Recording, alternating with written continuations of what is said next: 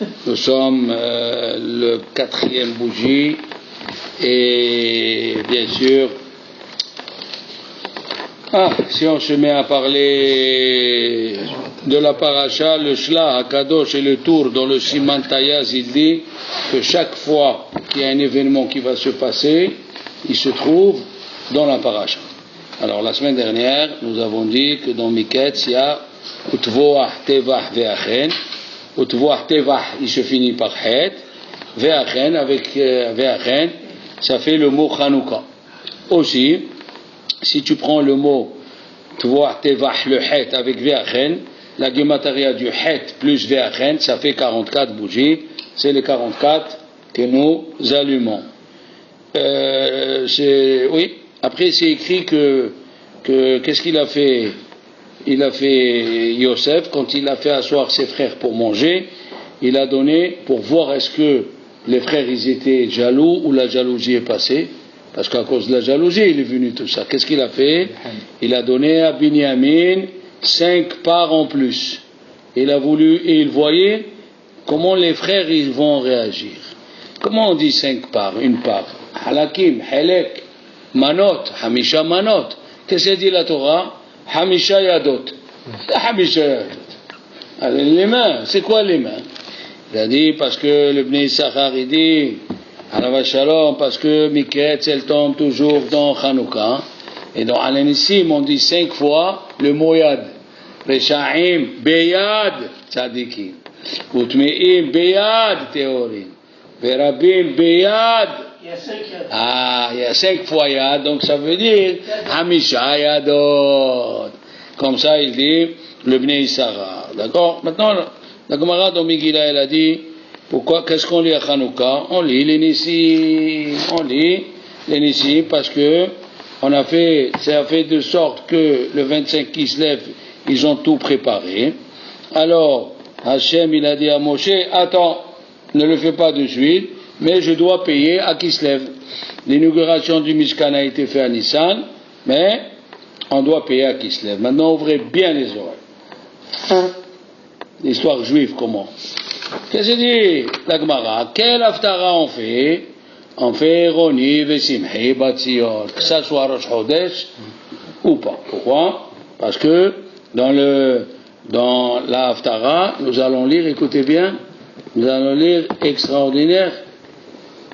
Vayomer Elai, il m'a dit, le prophète, c'est dans Zecharia, il m'a dit, Vayomer Elai, Ma taroe, qu'est-ce que tu vois Zecharia? Il m'a dit, je vois Menorah Zahav.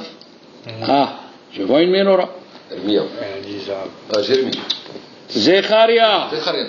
Pourquoi tu dis Jérémie? Zecharia. Alors il a dit, qu'est-ce que tu vois? Attends, il lui a dit, qu'est-ce que tu vois? Veine Menorah Zahav. Et alors? Vegoula al Rocha, qu'est-ce que c'est Goula? Une cruche avec de l'huile. Veshivan Rotea. Mutsakot la Nerot. Ça veut dire, il tombait de l'huile de là-bas. Ushnaim Zetim Alea. Il y avait deux pieds d'olivier dedans ce kéli-là, et il tombait. Bon, tu me dis ce côté-là, je comprends qu'il est en relation avec Hanouka. Oui ou non? Très très bien. Ok? Vous savez que les niveaux de Zecharia, c'est écrit dans les prophètes que c'est dur, ils sont durs, et le Midrash il dit jusqu'à qu'il vient Mashiach, et il va nous dire qu'est-ce qu'il y a dedans. Ok, là on comprend que ça parle Menorah, l'huile, Goulad, et nous on est dans Hanouka.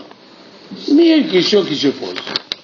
Le Pérec d'avant, on ne sait pas quelle relation il a avec Hanouka. Le Pérec d'avant, qu'est-ce qu'il y a écrit? Vayar ini et Yeshua Akohen Agadol Omed Lifnei Malach Hashem. Et Yeshua, il était debout, vers Satan, Omed Alimino les Sidno. Vers Hashem et la Satan, Igar Hashem Vecha Satan, que Dieu, il s'énerve contre toi, et Igar Vecha Bocher Berushalayim. Et Yeshua, Haya Lavouch, Begadim, Tchoim. Yeshua, il était habillé avec des mauvais habits, des habits pas bien. Omed, Asiru, il a dit Dieu, enlevez-lui les mauvais habits. Vous faites comme ça, comme si vous comprenez ce qu'il est en train de dire. C'est pas grave. Après, et il commence à lui parler. Mais quelle relation se Pérec avec celui qui vient après? Aucune relation. Fallait commencer direct, que voilà la menorah, Shiva Nerotea, Shiva Motsakot, et l'huile, elle était dessus. Ça, c'est incompréhensible. On comprend. Mais là, le Pérec d'avant, il n'a rien à faire avec Hanouka. A priori. A priori. Maintenant, ouvrez bien les oreilles. L'histoire juive, c'est bien d'apprendre ce qui se passe. La Gemara dans Sanhedrin, Tzadé Gimel. Et dans le Pirkei de Rabbi Eliezer, Pérec Lamed Gimel. Il y a écrit qu'au temps de Yeshua Kohen Gadol, fantastique, il y avait 2 faux prophètes. Un, il s'appelait Ahav ben Koulia, et un, il s'appelait Tzidkiya ben Maasiyah. Qu'est-ce qu'il faisait? C'était des faux prophètes. Et il dit, le Midrash Tanhuma dans Vaikra Odvav, qu'est-ce qu'ils faisaient? Qu'est-ce qu'ils faisaient ces deux à Jérusalem, au Baït Rishon? Oui. Après, au Baït Rishon, quand Dieu a détruit le premier, ils ont été les deux exilés en Babylonie. Les deux. Ils sont pas morts. Et ils ont, comme c'était des faux prophètes, ils avaient des mauvaises mœurs avec les femmes. Et écoutez. Et quand ils sont arrivés en Babylonie, ils avaient des mauvaises mœurs avec les femmes. Comment ils faisaient? Ils allaient chez une femme et lui disaient, ils allaient chez un noble de la ville de Babylonie, un noble, un goy. Il lui dit, tu sais, moi je suis prophète, demande à tout le monde, je suis prophète. J'ai rêvé, qu'est-ce qui faisait ça? Ahav ben Koulia. Il allait, il lui disait, tu sais, moi j'ai rêvé que de toi il va sortir un enfant, il va être peut-être roi, mais tu dois dormir avec Tzidkiya ben Maasiyah. Il venait de Tzidkiya ben Maasiyah, il dormait avec cette femme. Maintenant, qu'est-ce qu'il faisait Tzidkiya ben Maasiyah? Il allait voir une autre femme. Il allait voir une femme, il dit, tu sais, j'ai rêvé que de toi il va sortir quelqu'un de immense, mais tu dois dormir avec Ahav ben Koulia. Chacun il faisait ça, et ils allaient dormir avec les femmes qui voulaient. Ok? Maintenant écoutez bien. Et pour pas qu'il se trompe, quand il finissait de dormir, il lui disait, tu vas avoir un garçon. Il sortait dans la rue, il disait à toutes les femmes, je crois qu'elle va avoir une fille celle-là. Bon. Je crois qu'elle va avoir une fille. Il jouait sur les deux tableaux. Si c'est un garçon, il lui a dit, à toi je t'ai dit un garçon. Et à eux, j'ai dit une fille pour pas qu'ils te fassent l'œil. Et si elle avait une fille, il disait, je leur ai dit que c'était une fille. Parce qu'au moment où tu dormais, tu as mal fait. Regarde comment il jouait deux faux prophètes, Ahav ben Koulia et Tzidkiya ben Maasiyah. Continuons. La Gemara, le Midrash, il continue, et la Gemara, elle raconte, chez qui ils sont partis? La fille de Nebuchadnezzar. Et il y a qui disent, la femme de Nebuchadnezzar. Et ils sont partis chez la femme de Nebuchadnezzar, ils lui ont dit, écoute, 2, 3, ils ont cru que c'était comme à Pompéi, dans les histoires des Romains et des Grecs, quand il y avait un gladiateur qui était fort, le mari, il envoyait sa femme dormir avec le gladiateur pour qu'il ait un enfant fort.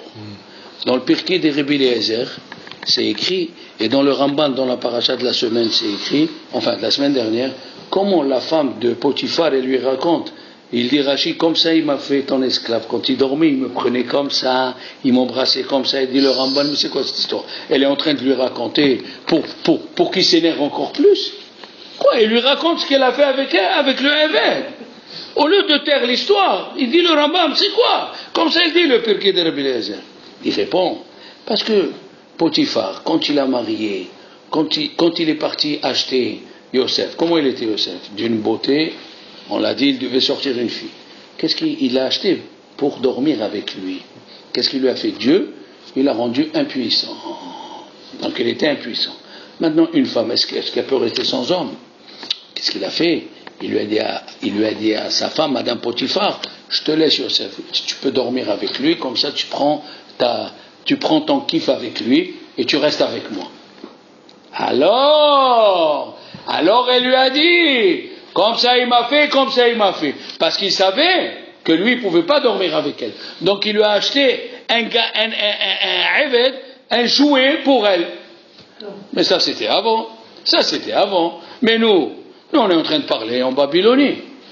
Attention, qui avait en Babylonie?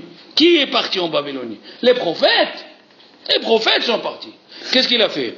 Et Nebuchadnezzar, il a amené chez lui à la maison Daniel, Hanania, Mishaël, Azaria. Il a vu comment ils se conduisent. Et lui a dit sa femme, regarde ce qu'il m'a dit, voilà ce qu'il m'a dit le prophète Ahab ben Koulia. Si je dors avec Sidkia ben Kenaana, je vais avoir un enfant. Il a dit, si tu dors, une femme mariée, un juif prophète, il t'a dit ça? Il a dit oui.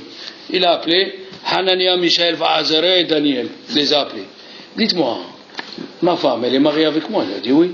Il dit, est-ce qu'un juif parmi vous, même si c'est un prophète, il peut dormir avec elle? Il a dit, ah d'accord, je voulais juste une précision. Merci beaucoup. Il a appelé Ahab ben Koulia. Il lui a dit, dites-moi, vous savez, moi j'ai pris Hanania, Mishaël, Azaria et Daniel, je les ai jetés dans le feu. Daniel, je l'ai jeté Begoba de Arivata, là où il y a les lions, et Hanania, Mishaël, Azaria, je l'ai jeté dans le feu. Et ils sont sortis vivants. Puisque vous dites que vous êtes des prophètes, je vais vous jeter dans le feu et je vais voir si vous allez sortir. Si vous sortez vivants, alors là, vous êtes des vrais prophètes. Mais si vous brûlez, eh ben, vous êtes des bandits. Qu'est-ce qu'ils ont répondu? Ils avaient la réplique. Ils ont dit, écoute, pour nous jeter, il faut être à 3. Comme tu as jeté Hanania, Mishaël, Azaria, ils étaient 3, nous aussi, il nous faut un des 3. Ils sont partis les chercher, ils les ont pas trouvés. Maintenant, regardez où on va aller. Qui ils ont trouvé? Yehoshua, Kohen Gadol, qui était en Israël. Ils ont dit, amène-nous Yehoshua, Kohen Gadol, qui vient, et il le mets-le avec nous dans le feu, et tu vas voir, on ne va pas se brûler. Qu'est-ce qu'ils ont dit? Ils ont dit, avec le sceau de Yehoshua, Kohen Gadol, il ne va rien nous arriver. Il est venu, Yehoshua, Kohen Gadol. Il est rentré, il les a pris les 3 et les a mis dans le feu. Bien sûr, évidemment, notamment, les 2, ils sont devenus du charbon, et Yehoshua Kohen Gadol, mais la Torah, elle dit maintenant dans le Perek Aleph, Yehoshua Kohen Gadol, il a eu les habits brûlés. C'est ça, Begadi Matsoim, les habits brûlés. Pourquoi les habits brûlés?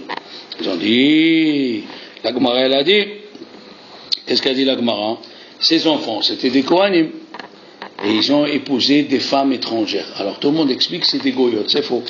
Les femmes étrangères, elle dit la Gemara, étrangères à la Keuna. Ça veut dire quoi? Ils ont pris des convertis, ils ont pris des halala.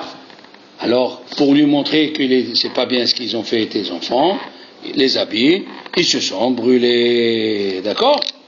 Alors, maintenant, a priori, on parle que les enfants, ils ont pris des femmes étrangères à la Keuna. Nochriot, c'est écrit. C'est une question qui se pose, si vous permettez. Dans la Gemara de Shabbat, c'est écrit, c'est une mitzvah de mettre la Hanouka dehors. Pourquoi à Hanouka pourquoi à Hanouka, pendant la fête de Hanouka, on met la Hanouka dehors? Ça s'appelle Pirsuminissa. Et la Gemara, elle dit qu'à Purim, à l'intérieur, quand on lit la Megillah, c'est Pirsuminissa. Pourquoi une c'est à l'intérieur et une c'est à l'extérieur? Première question. D'accord? Rabahai dit, dans la Gemara, Rabahai, c'est un Rav, c'est un Gaon, il a écrit chez Iltot de Rabahai Gaon. C'était un génie en l'an 980. 980 après la destruction du temple, avant l'an 1000. Lui, il a dit, c'est une mitzvah d'avoir le tzitzit sur soi, au moment où tu allumes la Hanouka. Pourquoi? Pour que tu aies la mezouza à droite, le tzitzit sur toi, et la Hanouka à gauche, tu sois entouré. Voilà. Le Meiri, il dit à peu près pareil. Alors tu me dis le tzitzit le soir, mais le Meiri, il écrit qu'il faut l'allumer juste avant la sortie des étoiles. Comme ça, il dit le Meiri, d'accord? Maintenant, qu'est-ce que c'est écrit? Kilo ya'ase Hashem davar. Vous voyez, dans Daniel, c'est écrit Kilo ya'ase Hashem davar ki im gila sodo li re'av. Hachem, il fera rien du tout sans avoir déjà prévenu ces tzadikim. Écoutez bien. Nous avons eu 4 galouyot. Babel, Madai, Yavan, Edom. Alors regardez bien. Qu'est-ce qu'il a fait? Yaakov Avinu, il a pris Babel, il l'a mis à côté du Arié. Oui, c'est qui? Le Arié, c'est Yehuda. Alors, et Nebuchadnezzar, il s'appelle Arié. Arié Alami Babel. Ouais. D'accord? Qu'est-ce qu'il a pris Binyamin? Il a mis en face Madaï. Ish Yehudi, Ayabe Ushmo Mordechai, Ben Kish, Yemini, Ish Yemini, Binyamin. Ok. Et Babel s'appelle Ze'ev. Et Binyamin, on l'appelle Ze'evitra. D'accord. On continue. Maintenant, Moshe, il a pris Mordechai. Oui. Il a pris Mordechai et il l'a mis en face de Binyamin contre Babel. Continuons. Ça c'est Yaakov Avinu, il a mis 2 Keneged 2. Maintenant prenons Moshe. Moshe, il a pris Lévi, il a mis devant Yavan. Comment on le sait? Comment on le sait que Lévi, Moshe Rabbeinu, il a fait Lévi par rapport à Yavan? Parce que c'est écrit au sujet de Lévi, Barech Hashem Helo, bénis son armée. Halal et Lévi, ils avaient une armée. Il dit Rashi au nom du Midrash, les 13 Maccabis, et contre 80 000 soldats. Et ils ont dit, les Chachamim, ils prenaient une flèche, ils disaient que c'est toi qui diriges la flèche. Et la flèche, elle transperçait 25 000 soldats. Le Midrash, il dit, ils étaient 80 000 chefs de bataillon. Alors fais 80 000 multiplié par 1000. Regarde où tu vas arriver.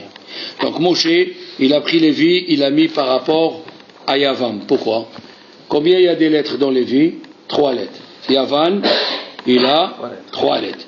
Lévi, c'est le 3e. Reuven, Shimon, Lévi. Yavan, c'est le 3e aussi. Exactement. Il dit, les Lévi'im, ils avaient un chapeau, oui ou non? Et avant aussi, ils avaient des casques. Les Lévi'im, ils sonnaient avec les trompettes. Les Yevanim aussi, ils sonnaient avec les trompettes. Alors, ceux-là, ils étaient Moatim, et les autres, ils sont Merubim. Et c'est écrit, Masarta, Rabim, Beyad, Me'ati. Et pourquoi ils n'étaient pas beaucoup, les Lévi'im? Le Ramban, il dit, parce qu'ils n'ont pas été asservis en Égypte. Mais la Gemara, elle dit, parce qu'ils aimaient tellement servir Dieu, que quand ils touchaient le Aaron sans faire exprès, ils mouraient. Aaron, Haya, Mechale, Bae. D'accord? Maintenant, dans le Midrash de Tetzavé, c'est écrit, Shemen, Zaïd, Zach. Et les Chachamim dit, Innach Yafar Ayati, nous on ressemble à la Yona. D'accord? La Yona qu'il a envoyé Noah. Comme Noah, il a envoyé la Yona. Est-ce qu'elle a amené la Yona dans sa bouche? Qu'est-ce qu'elle a amené? Elle a amené une branche d'olivier. Le Midrash, il dit, pourquoi elle a amené une branche d'olivier? Pour dire, je préfère avoir la parnassa amère de la main de Dieu que d'avoir des douceurs comme le miel de la main d'un homme. Vous vous rappelez qu'est-ce qu'on a dit au début de Hanouka une semaine avant? Ceci fait relation à Hanouka. Qu'est-ce qu'elle dit? Je préfère les parnassa amères de ta main, comme l'olivier. Quand est-ce qu'on emploie l'olivier, nous, à Hanouka? Que la parnassa bidé Adam, qui est décidée à Rosh Hashanah, même si elle est douce comme le miel. Quand est-ce qu'on trempe la pomme dans le miel? À Rosh Hashanah. Maintenant, Allez Zaïd Tarab Befia. Et qu'est-ce qu'elle a amené? Qu'est-ce qu'on va dire? Elle a amené l'huile. C'est quoi l'huile? La lumière. Elle a amené la lumière, comme on dit, Shemen Zaïd, Zar. Comme ça, elle dit la Gemara dans Hirubin, Daf Yud Gimel. D'accord? Maintenant, le Midrash, qu'est-ce qu'il est? Pithili, Ra'yati, c'est Babel. Vous voyez, Pithili, Ahoti. Dans le Tirachirim, c'est Babel. Ra'yati, c'est Madai. Yonati, c'est Yavan. Tamati, c'est Galut Edom. Donc, la Yona et Yavan, ils sont en relation. Regardez bien. Pourquoi? Parce qu'encore une fois, c'est à peu près les mêmes lettres. Dans Yona, il y a les mêmes lettres que Yavan. Hein? Les mêmes lettres que Yavan. Et qu'est-ce qu'ils nous disent les Chachamim? Comment ils s'appellent les Yavanim? Hoshech. Parce que c'est écrit Ve'ares Aitato Vabohu Ve'choshech Al Peniteom, les 4 galouyot. Ve'ares Aitato c'est Madai, Babel. Après c'est Tohu, c'est Babel. Ve'choshech, c'est Yavan. Pourquoi? Ihshicha et Einehem bigzerotehem, comme ça le dit la Gemara. Alors, Ve'ares Aitato Vabohu Ve'choshech Al Peniteom, Tehom c'est Edom, on ne voit pas où il est la fin, comme le Tehom. Mais Roi Elohim, c'est le Mashiach. Il a déjà créé le Mashiach depuis le début de la création. Maintenant, Hosher c'est avant, comme on a dit. Maintenant, comment comment ils nous ont obscurcis. Comment? Ils les ont écrit, ils ont dit. Écrivez sur la corne d'un taureau, oui. Écrivez sur la corne d'un taureau que vous n'avez plus part dans Éloqué Israël. Pourquoi sur la corne, les enfants? Pourquoi sur la corne? Pour réveiller la faute du vaudor. Hein? Le Ktav Sofer, il dit pourquoi sur la corne, on va le voir. Parce que le prophète, il a dit Yad Ashor Konehu. Le taureau, il sait celui qui l'a acheté. Et les juifs, Yadashor, Koneo, Vahamor, Evus, Ve'alav. Et l'âne, il connaît la besace. Yadashor, Koneo, Vahamor, Evus, Ve'alav. Ami, Loïd Bonam. Mon peuple, il n'a pas réfléchi. Pourquoi? Banim, Gidalti, Veromamti. J'ai fait des enfants, Ve'en Pachobi. Ça veut dire, on est habitué, nous, à dire merci à Dieu. Ils nous ont écrivez sur la corne, de la corne, que vous dites plus merci comme il fait le taureau, il dit merci à celui qui a fait du bien. Le taureau, il dit merci à celui qui a fait du bien. L'âne, il dit merci à son propriétaire. Vous, arrêtez de dire merci. Ça, c'est une explication. Et il y a qui disent que pour réveiller la faute du vaudor. Ok? Le Midrash qu'on a dit la semaine dernière, Lo Shalafti, Velo Shakati, Velo Nahti, oui? Va y avoir Ogez. C'est les 3 galouyot. Les 3 galouyot, Lo Shalafti, Velo Shakati, Velo Nahti. Nahti, c'est Yavan. D'accord? Alors, qu'est-ce qu'il y a eu Velo Nahti? Nahti, il dit le Midrash, c'est Galut Yavan. Comment c'est Galut Yavan? Quelle relation? Il a dit,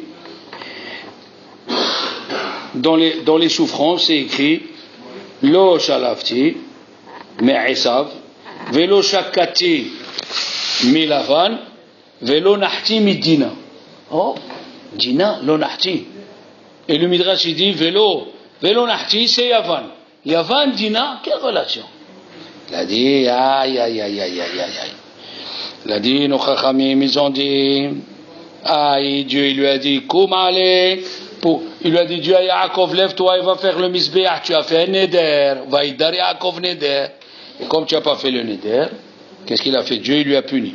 1, il lui a tué sa femme avant l'âge, et 2, il a pris sa fille, elle a dormi avec un goy. Et qu'est-ce qu'ils voulaient les Yevanim?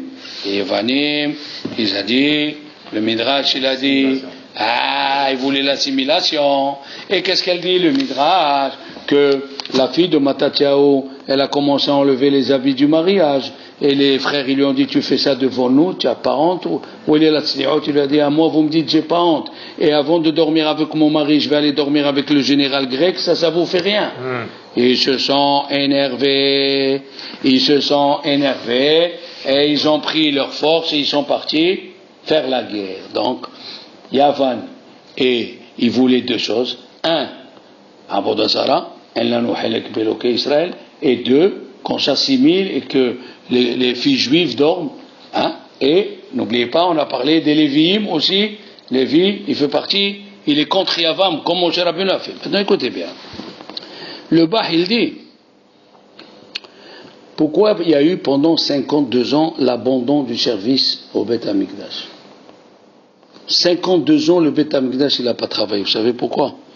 Comme ça, il dit le Bah. Ils se sont affaiblis. Il a dit, quand ils se sont comme ça, quand ils gabrou, quand ils se sont renforcés, sachez les amis, la Gemara, elle a dit qu'il y avait une fille, à la fin de la Gemara de Sukkot d'Afnunhe, il y avait une fille qui s'appelait Bilga. Elle s'était mariée avec un Yévani. Elle est venue, elle a pris la chaussure, elle a tapé sur l'autel. Elle lui a dit Lukus, Lukus. Ça veut dire Lukus, Lukus. Les commentateurs sur la Mishnah, ils expliquent Luxus, Luxus. Tu aimes le luxe, tu aimes la viande. Alors, qu'est-ce qu'ils ont fait, les Chachamim? Ils ont fermé la boucle personnelle du père. Chaque Kohen avait une boucle qui lui servait pour faire rentrer l'agneau dedans, qui ne bouge pas au moment où il égorge. Ils l'ont fermé. Il y a qui disent que dans les vestiaires, Bet HaMoked, là où on se chauffait, il y avait un endroit où chaque Kohen y mettait ses habits. On lui a fermé. Pourquoi on lui a fermé? C'est pas lui qui a dit ça. Mais on oublie. Ubat ish Kohen qui tehel liznot et aviha mehalele. La fille d'un Kohen qui commence à se conduire mal, c'est la faute à qui? Au père. Ok.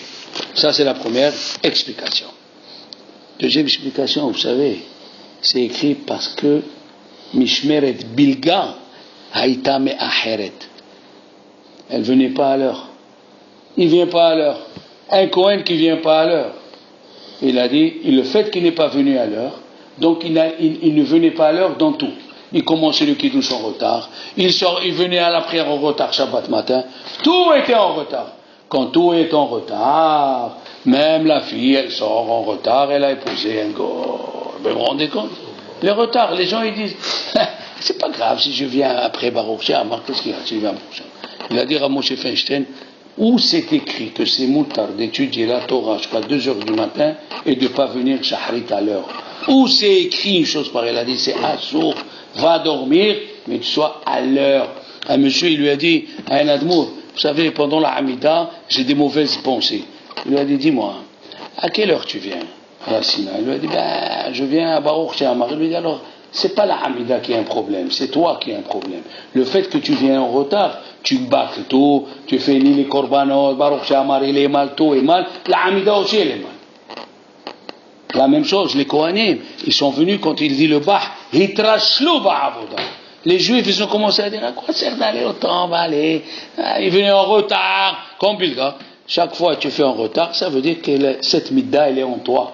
Tu viens en retard, tout est en retard. La tfila est tout. Le tzlah ala vashalom, Rabbi Hiskiel Lando, ala vashalom, il sortait samedi soir de chez lui, il étudiait avec ses élèves jusqu'à vendredi midi.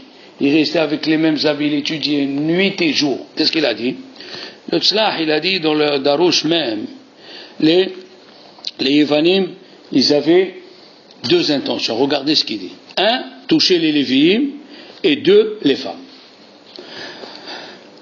Pourquoi? Réveiller la faute du veau d'or. Qui c'est qui n'a pas participé à la faute du veau d'or? Les Lévi'im et les femmes. Les Lévi'im et les femmes. Les deux n'ont pas participé. Qu'est-ce qu'ils ont dit?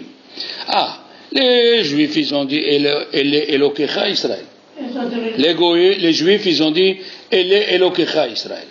Rabbi Yitzhak, tu oublies Rashi. Rashi, il a dit, ils sont partis arraché les boucles d'oreilles de femmes. Donc, les femmes ne voulaient pas faire Avodah Zarah. Ils ne voulaient pas. Les Lévim aussi, ou Britecha Insor. D'accord? Tant que les Lévim, on les a, et les femmes, ils restent pures, le peuple d'Israël, il est gardé. On est d'accord. Ils n'étaient pas dans le Het HaEgel. Il n'y a pas. D'accord? Mais si on prend une femme, hein, et elle dort avec un goy, est-ce qu'un Kohen il peut la marier? C'est fini. Donc pour qu'il n'y ait plus de Lévi'im, pour leur couper l'herbe sous les pieds, il fallait qu'ils impurifient les femmes.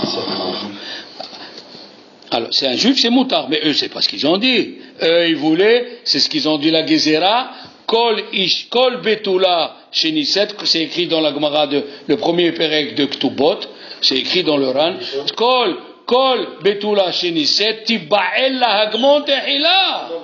Alors qu'est-ce qu'ils voulaient? Ils voulaient à tout prix que les femmes ils soient impures, les Kohanim ils peuvent plus se marier, les Lévi'im ils peuvent plus se marier. Donc ils voulaient toucher dans les deux choses qu'on a de saints de Kedoshim, la tribu des Lévi et des Kohanim et la tribu des femmes. Maintenant, on sait que les Goïm, enfin les Evanim, ils ont voulu nous enlever Chodesh, Shabbat ou Mila. D'accord? Il a dit parce que malheureusement, ces trois-là, on ne peut pas associer un goy avec nous. Un goy, s'il fait la Mila, est-ce qu'elle est valable? Elle n'est pas valable. Est-ce qu'un goy chez Shabbat, Hayav Mita? Pourquoi goy chez Shabbat, Hayav Mita, que dans Shabbat? Pourquoi dans les autres mitzvot, s'il les fait, il n'y a pas de problème? Ah, écoute bien. Un goy qui veut faire n'importe quelle mitzvah, il est shloshchad ke'eno metzuvé ve'ose. Mais qu'est-ce qu'il dit le soir? Que nous, Shabbat, on est à Akadosh Baruch Hu. Akadosh Baruch Hu, il est devant la matronita. C'est qui la matronita? Il dit le Zohar, c'est le Shabbat. Shabbat, il s'appelle matronita. C'est la femme de Dieu. Alors, et qui c'est la femme de Dieu? C'est nous, l'âme Israël. Et maintenant, s'il vient un goy, il fait Shabbat, ça veut dire qu'il dort avec nous. Il prend la femme de Dieu. Tu prends la femme de Dieu, tu es Hayav Mita. Pour ça, goy chez Shabbat, Hayav Mita. Tu veux faire une autre mitzvah, ça me dérange pas. Le Shabbat, le Zohar, il dit matronita chez la Kadosh Baruch Hu. C'est nous. Le clan Israël, on s'appelle Knesset Israël. Tu veux faire Shabbat, ça veut dire tu dors avec une femme mariée. Hayav Mita. Alors il dit le Bnei Issachar à la Shalom. La Mila, s'il fait une Mila, c'est pas valable. S'il fait Shabbat, c'est pas valable. Et s'il veut être Mekadesh le Chodesh, Chodesh Azé, Lachem. Il dit la Torah, Lachem. Un goy, il peut pas. Donc un goy, il peut pas nous s'associer avec nous. Et les trois, ils s'appellent Hok. Les trois, ils s'appellent Hok. Le Chodesh s'appelle Hok. La Mila, il s'appelle Hok. Maintenant, il a dit,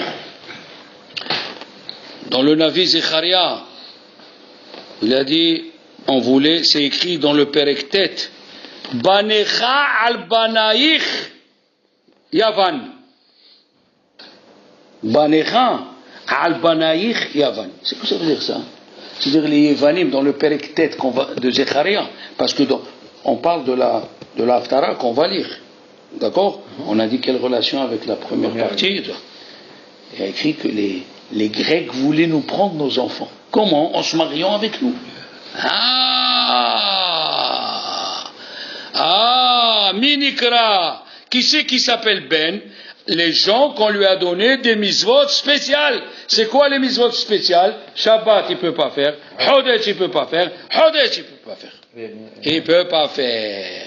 Comme c'est écrit, au Britecha Insoro. Qu'est-ce que c'est au Britecha Insoro? Que les Lévim, il dit Rashi, malgré la Gemara, elle a dit 40 ans, les Juifs, ils n'ont pas fait dans Yebamot, Daf Samechbet. C'est écrit que les Juifs, ils n'ont pas fait la Mila pendant 40 ans parce qu'il n'y a pas le vent d'Est. Sauf la tribu de Lévi. Ou Britecha Insoro. Malgré qu'il n'y avait pas le vent d'Est, ils ont fait la Mila. Et Dieu nous a dit ça dans Béalotra. Quelle honte. Pourquoi vous n'avez pas voulu vous monter de degré comme la tribu de Lévi? Ou Britecha Insoro. Maintenant, qui c'est qui faisait les korbanot? Les Lévim et les Kohanim. Timéo et Hashemanim. Ils ont interdit d'étudier la Torah. Qu'est-ce qu'il dit le Midrash? Ils ont empêché les femmes d'aller au mikvé. Qu'est-ce qu'il faisait Dieu? Il faisait un miracle. Chaque quartier, il y avait une maison où le mikvé sortait chez eux et toutes les femmes ils allaient dans ce mikvé. D'accord? La même chose, la Hadlakat. Vous voyez? Ils n'ont pas voulu que le Kohen il allume. Timéo Tachemanim, bien sûr. Timéo Tachemanim. Ils avaient, comme ça il dit dans le Ba'alatorim, dans Parashat de Toldot. Hein? Pourquoi on allume la Hanouka dehors maintenant? Vous allez comprendre. Parce qu'ils nous ont enlevé les portes pour permettre la mezouza. Et écoutez bien ce qu'il dit le Midrash. Dans Perkei d'Rabbi Eliezer, le juif, Haïm, Reuven, Yehuda, Yitzhak, qu'est-ce qu'il faisait le juif? Pour pas qu'un goy rentre, il viole sa femme et ses enfants, il dormait à la porte. Il a dit, le bon Dieu, vous avez dormi pour garder vos femmes et vos enfants. La mitzvah de Hanouka sera dehors. Oui. Pourquoi on fait Rosh Chodesh? Parce que les femmes, hein, ils n'ont pas contribué au Hegel ni le chevet de Lévi. Oh, aïe. Maintenant tu as la dougma de la Yona. Pourquoi Noah il a envoyé une Yona? Le natif il pose la Sheila. Qui c'est qui lui a donné la permission à Noah d'envoyer une Yona? Qui c'est d'où il a pris cette permission? À cause de ça, le natif il dit c'était sa Yona personnelle. Il a fait rentrer avec lui des pigeons à lui pour pas dire que Noah il a pris des pigeons qui lui appartenaient pas et qui les a envoyés. Tant que Dieu t'a pas dit d'envoyer la Yona, pourquoi tu envoies la Yona? Alors le natif il dit il a envoyé une Yona personnelle. Dans le livre il a dit pourquoi ils ont été punis dans l'eau au temps de Noah? Pourquoi il n'a pas envoyé un déluge de feu? Moi j'ai lu il y a 20 ans en arrière au Guatemala un volcan il s'est réveillé, la boue du volcan a tué 20 000 personnes. Il a dit parce que d'où elle vient la faute au temps de Noah? Il dormait avec les femmes qui ne leur appartenaient pas.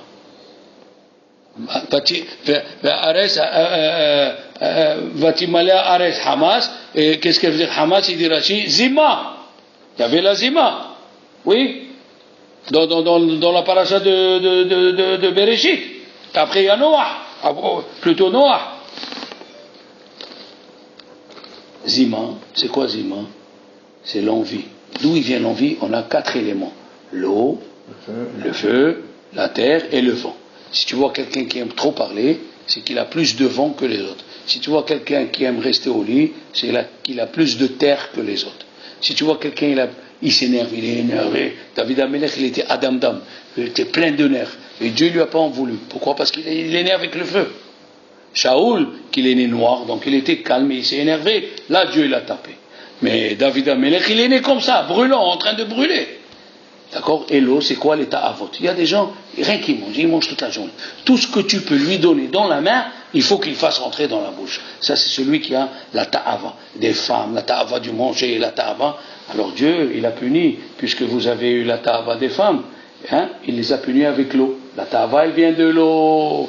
Maintenant, qu'est-ce qu'il a fait Noah, il a envoyé la Yona. Qu'est-ce qu'il dit la Gemara sur la Yona? Oui, il lui a dit... Mais oui, qu'est-ce qu'il a envoyé? Il a dit, elle est venue avec 2 branches. Oui, il y a 2 arbres qui reçoivent pas la greffe. Quels sont? Zach Baruch, tu sais pas. Le Etrog, c'est pas ça. Alors, quels sont la vigne et l'olivier? On peut pas les greffer. Qu'est-ce qu'il a dit le roi David? Ishticha. Que ta femme elle soit comme le Geffen, on ne pourra jamais la tromper. Banecha, qui soit comme les oliviers, qu'on ne peut pas dire qui viennent de notre papa ou d'un autre. Aïwa. Alors là, ils disent les Chachamim, d'où on aurait appris la pudeur s'il n'y avait pas la Torah? Qu'est-ce qu'a dit la Gemara? De la Yona. On aurait appris de la Yona. Ben, on aurait appris la pudeur. Quelle pudeur? Non, le chat c'est la fidélité. C'est la fidélité de la Yona. Qu'est-ce qu'elle a la Yona? Elle dit la Gemara. Pourquoi il faut amener, chaque fois que si tu veux amener un korban de Yona, il faut l'amener avec son mari? Pourquoi? La Gemara elle dit, si tu tues, s'il meurt le mal de la Yona, elle se marie pas. Ah, la Yona c'est le symbole de la fidélité. La Yona c'est le symbole de la fidélité. Alors il a dit. Et l'olivier, quand est-ce dans le fruit, quand tu l'écrases, hein? Il a dit Rabbi Yaakov Ganiski, il avait toujours des divrei Torah rigolos, mais c'est des divrei Torah. Il avait un voisin, Hilon, il est gamin, il était voilà, comme il dit des fois, alors qu'il a dit, chaque fois il dit, mets tefilin. 30 ans après, il le voit dans le balcon avec les tefilin, il dit,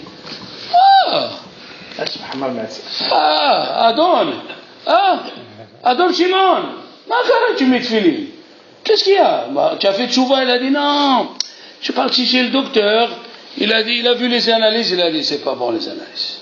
J'ai mal au ventre, je suis parti faire des analyses. Ah, tu as mal au ventre, tu mets le tefilin. Il a dit, oui, il faut prier partout. Il a dit, il a dit à Dieu Hachem, tes enfants, ils veulent faire la misvot. Donne-leur un mal de ventre.